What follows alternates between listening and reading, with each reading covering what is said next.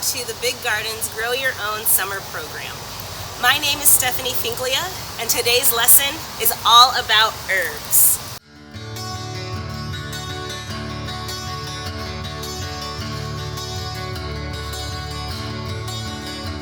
Our first herb that we'll identify is lavender.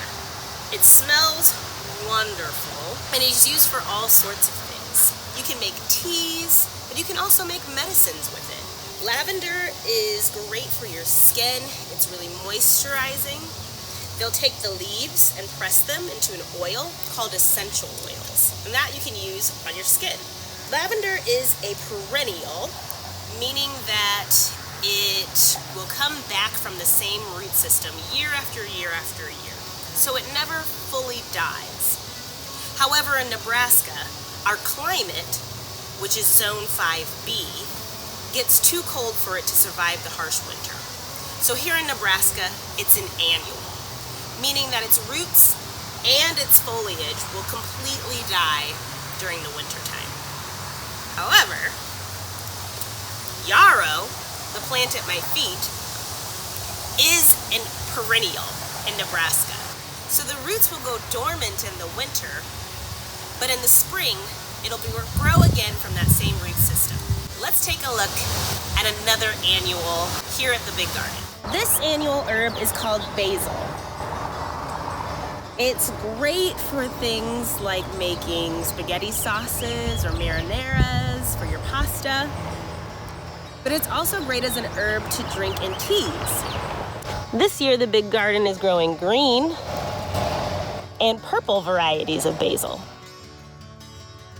Let's go to Norris Middle School to see what herbs are growing in their garden beds. This annual herb is calendula.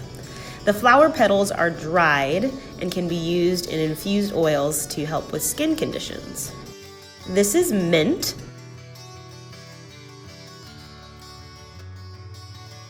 All plants in the mint family have a square stem, so if you roll it around in your fingers, you can feel the edges of the square stem. It's also an annual and used for teas. Another plant that's used for teas is this chamomile plant. The flowers are harvested when they're fresh like this and dried and used to make tea. This next herb you may have heard of is called dill.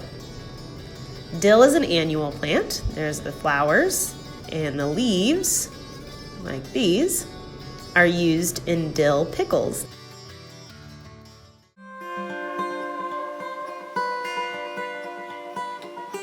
For this, you will need a jar, a measuring cup, dried lavender, dried yarrow,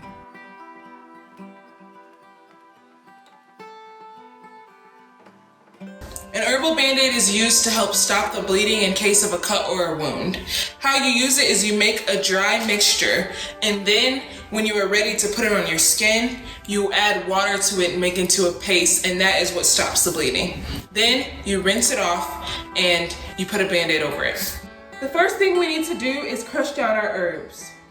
This recipe calls for 4 parts yarrow and 1 part lavender, so you can make as little or as much as you would like. I'm going to just take pieces of the yarrow and break it like this. You can use the stems. If there are any extra stems that are too long, you can just take them out.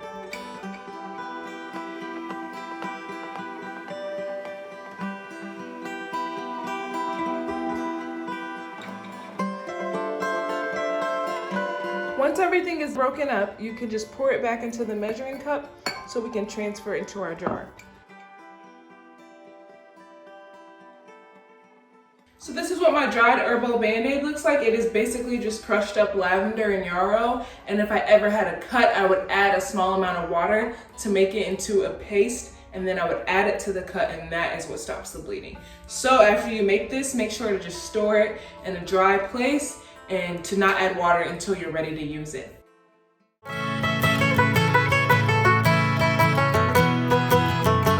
For this recipe, you will need an ice tray, a liquid measuring cup, a dry measuring cup, fresh basil, cane sugar, lemon juice,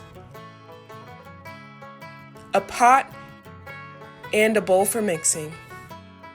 Add 4 cups of water to your pot. Then, add 2 cups of sugar to your pot. Next, rip basil leaves off of the stem and add to your pot. Then you can turn on your stove top to high and bring mixture to a boil while stirring occasionally. Once boiling, turn pot off and let basil steep in our simple syrup mixture for an hour. Then you can pour your mixture into a bowl.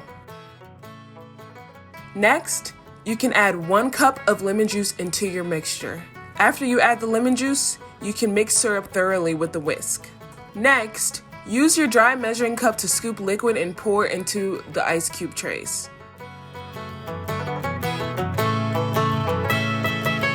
Once you're done, let it freeze overnight, then enjoy your lemon basil ice cubes.